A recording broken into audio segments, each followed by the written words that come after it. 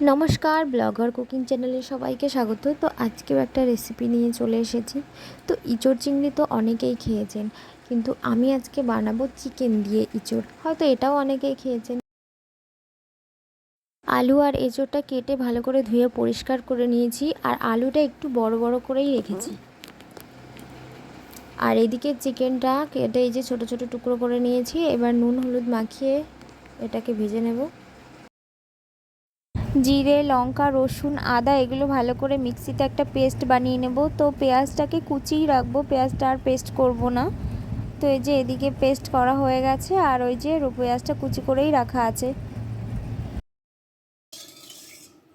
তো কড়াইতে প্রথমে তেল দিয়ে এবার আলুগুলোকে একটু নুন হলুদ দিয়ে ভালো করে লাল লাল করে ভেজে নেব।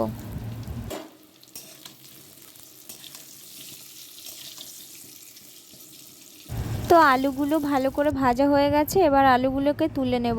এবার ওই তেলের মধ্যেই চিকেনটাকে ভালো করে ভেজে নেব।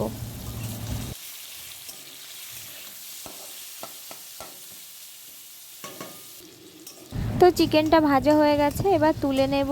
এবার ওই তেলের মধ্যে ইঁচড়টাকে একটু হালকা ভেজে নেব।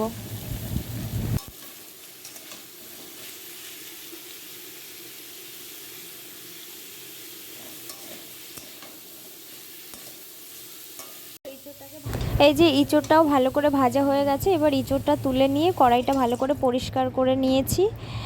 তো এই তেলের মধ্যে জিরে আর শুকনো লঙ্কা ফোড়ন দিয়ে দিলাম, দিয়ে এবার পেঁয়াজ কুচিটা দিয়ে ভালো করে ভেজে নেব।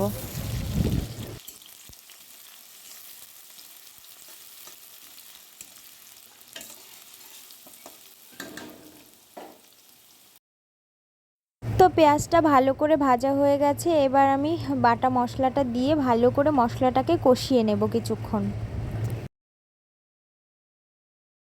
তো এবার সামান্য নুন হলুদ দিয়ে দিলাম, দিয়ে একটু নাড়াচাড়া করে নেব। নিয়ে এবার কেটে রাখা চই ঝালটা দিয়ে দেব, দিয়ে এবার ভালো করে মশলাটাকে ততক্ষণ কষতে থাকবো যতক্ষণ না মশলা থেকে তেলটা ছেড়ে আসছে। মশলাটা খুব ভালো করে কষিয়ে নিয়েছি, আর এই যে মশলা থেকে তেলটাও ছেড়ে ছেড়ে আসছে। এবার আমি সব কিছু একসঙ্গে দিয়ে দেবো।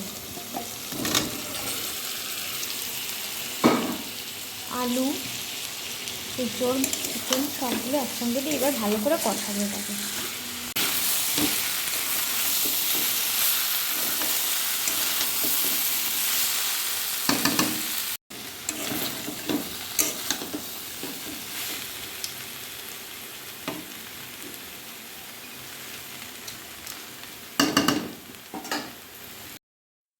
তো সব কিছু ভালো করে কষানো হয়ে গেছে, এবার পরিমাণ মতো জল দিয়ে দেব।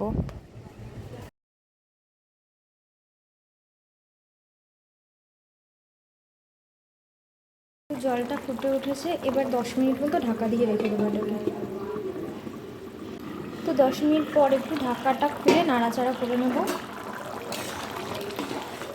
আর দেখবো আলুটা সেদ্ধ হয়েছে কিনা। তো আলুটাও মোটামুটি সেদ্ধ হয়ে এসেছে।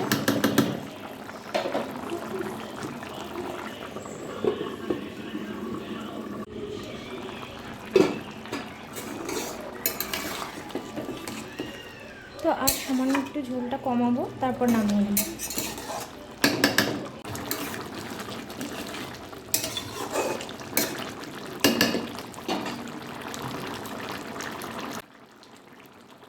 তো এই যে এবার গরম মশলাটা দিয়ে একটু নাড়াচাড়া করে নামিয়ে নেব।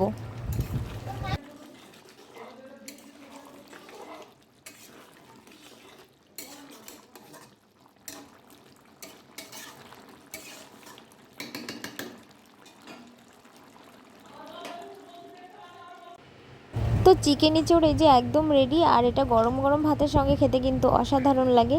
তো আমার কাছে খেতে তো বেশ ভালোই লাগে। তো আপনাদের কাছে খেতে কেমন লাগে অবশ্যই কমেন্ট করে জানাবেন, আর রেসিপিটা কেমন লাগলো সেটাও কিন্তু জানাতে ভুলবেন না।